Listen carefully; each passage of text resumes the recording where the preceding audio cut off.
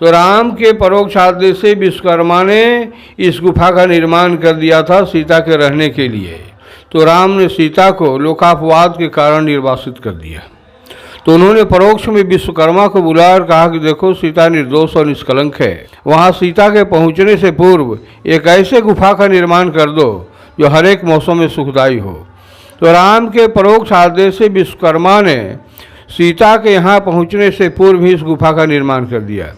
फिर सीता इसी में रही, अपने पुत्र लव को जन्म दिया। यहाँ 12 वर्षों तक भगवती सीता रही है। यहाँ वाल्मीकि का आश्रम यहीं पर था, यानी महर्षि वाल्मीकि का भी आज समाधि मौजूद है। उसकी महिमा अभी भी है कि ज्यों ज्यों टाल पानी से भरते जाता है त्यों त्यों वाल्मीकि का समाधि स्थल ऊपर उठते जाता है। हमारे पीछे पहाड़ का एक चट्टान है और इस चट्टान में एक रहस्यमयी ऐतिहासिक और पौराणिक गुफा है। शायद इस गुफा के बारे में आज तक आपने नहीं सुना होगा और ना ही इस गुफा के बारे में आप जानते होंगे, और हम आज आपको इस गुफा के बारे में बताएंगे और वो गुफा भी दिखाएंगे। खास बात तो यह है कि इस गुफा का निर्माण स्वयं भगवान विश्वकर्मा के द्वारा कराया गया था। वाकई यहाँ के अंदर जो पुरोहित हैं वो आपको सब कुछ बताएंगे कि आखिर इस गुफा का निर्माण कब और कैसे हुआ था। और इस वक्त हम लोग जो हैं वो नवादा के सीतामढ़ी में मौजूद हैं और सीतामढ़ी का नाम सुनते ही आपके जेहन में रामायण काल की बात याद आ रही होगी, त्रेता युग की बात याद आ रही होगी कि त्रेता युग में रामायण के समय माँ जगत जननी जगदम्बा सीता मैया थी और शायद उन्हीं से जुड़ा हुआ ये गुफा है। और इस गुफा के अंदर हम प्रवेश करेंगे। आप देख लीजिए उसी चट्टान के अंदर का ये गुफा है। बाहर से तो इसमें मंदिर का निर्माण कर दिया गया है और अंदर हम चलेंगे। इस गुफा का पूरा रहस्य हम आपको बताएंगे कि कैसे इस गुफा का निर्माण हुआ, कब इसका निर्माण हुआ और इस गुफा के निर्माण का क्या रहस्य है, सब कुछ हम आपको बताएंगे। सामने में आप देख लीजिए एक पुजारी जी हैं और ये पुजारी जी यहीं पूजा करते हैं और इसी के बारे में आपको सारा कुछ बताएंगे।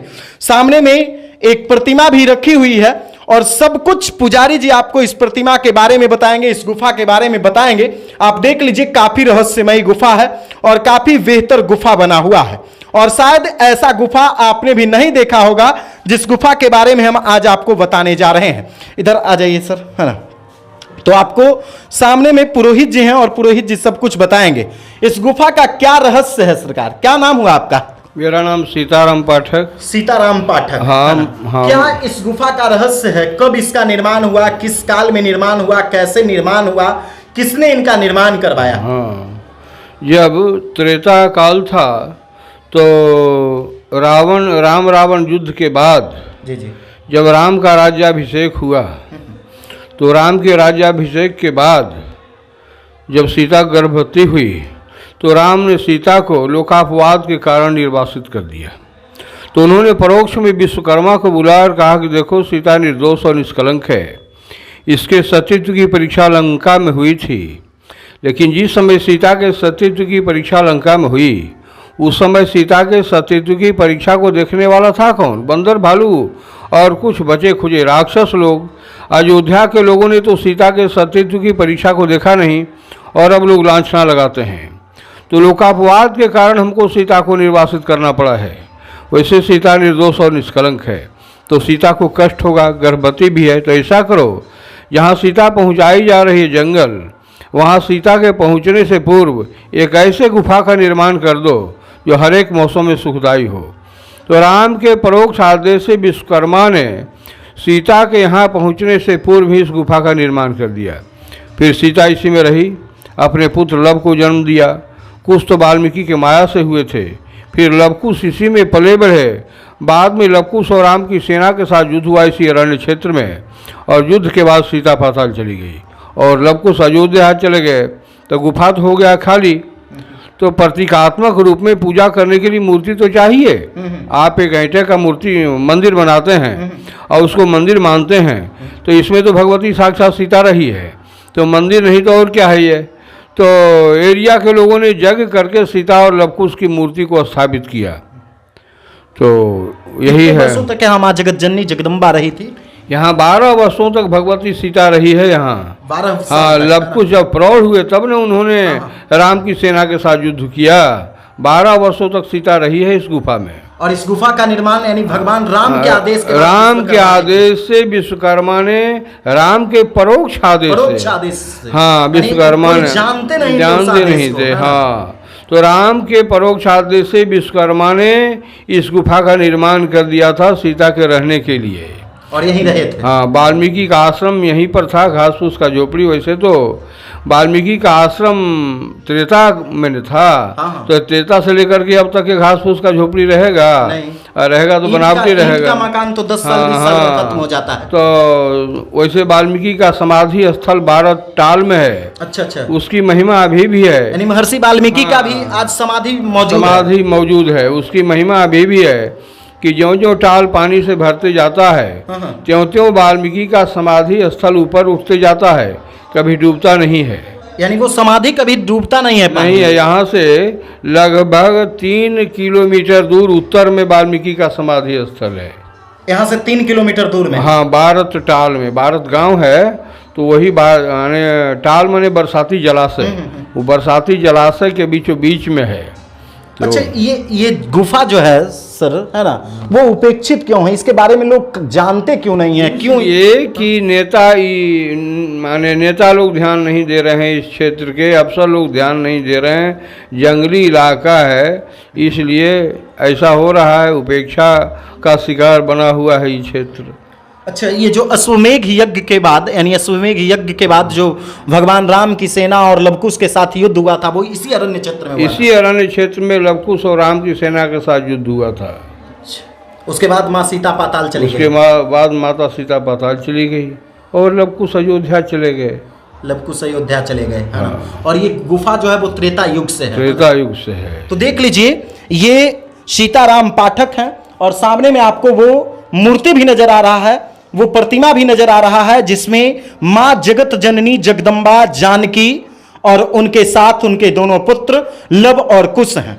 और इस प्रतिमा का स्थापना स्थानीय लोगों के द्वारा बड़े पैमाने पर यज्ञ किया गया था, उसके बाद हुआ था। आप देख लीजिए कि यह गुफा जो है काफी रहस्यमय गुफा है।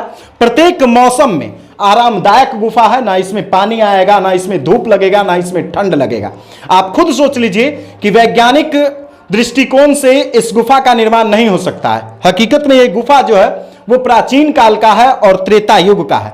जैसा कि जो सीताराम पाठक हैं, यहाँ के जो पुरोहित हैं, जो पुजारी हैं, उनके द्वारा ये बताया गया कि इस गुफा का जो इतिहास है, इस गुफा की जो मान्यता है वो रामायण काल से जुड़ी हुई है। जब अयोध्या में अयोध्या नरेश राजा रामचंद्र जी के द्वारा अश्वमेघ यज्ञ किया गया था, उसी अश्वमेघ यज्ञ से पहले माता सीता को लक्ष्मण जी के द्वारा अरण्य में उन्हें छुड़वा दिया गया था और उसी अरण्य में मां जगत जननी रहने लगी थी और वहीं उन्होंने अपने पुत्र को जन्म दिया था। और शायद ये वही चित्र है जहां इस गुफा का निर्माण किया गया था, जैसा कि पुरोहित जी के द्वारा बताया गया। लेकिन आज भी दुर्भाग्य है कि यह गुफा हम लोगों के नजर से उपेक्षित है, बिहार के लोगों से के नजर से उपेक्षित है, देश और दुनिया के लोगों के नजर से उपेक्षित है।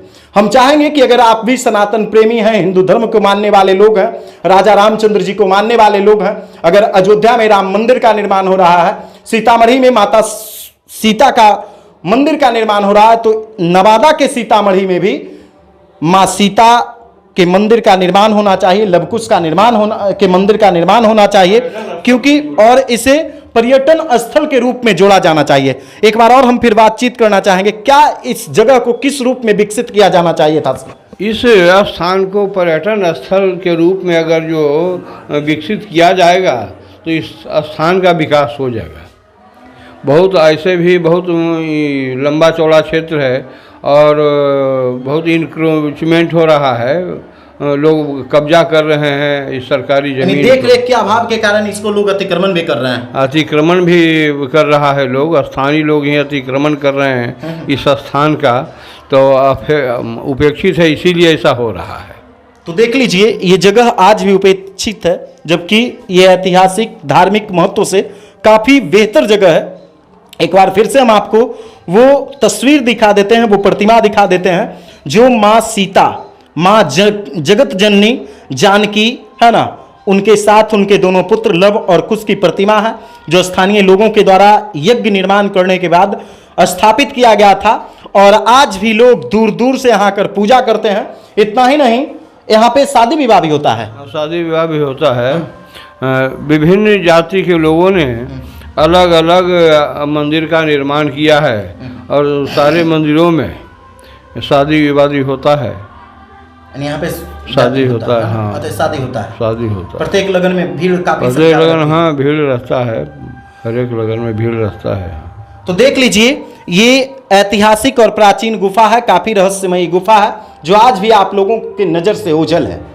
और आपके मन में माँ सीता और लवकुश के प्रति क्या कुछ प्रतिक्रिया चल रही है, इस गुफा के प्रति क्या कुछ प्रतिक्रिया चल रही है, आपके मन में क्या चल रहा है, वो आप कमेंट बॉक्स में आकर जरूर बताइए। और इस वीडियो को ज्यादा से ज्यादा लोगों तक पहुंचाइए, ताकि इस रहस्य के बारे में, इस गुफा के बारे में लोग जान सके कि आखिर वो कौन सा गुफा है, किस जगह पर वो गुफा है, जिसका निर्माण भगवान राम के परोक्ष आदेश के बाद स्वयं विश्वकर्मा के द्वारा किया गया था। और उसी गुफा में लव और कुश पैदा हुए थे।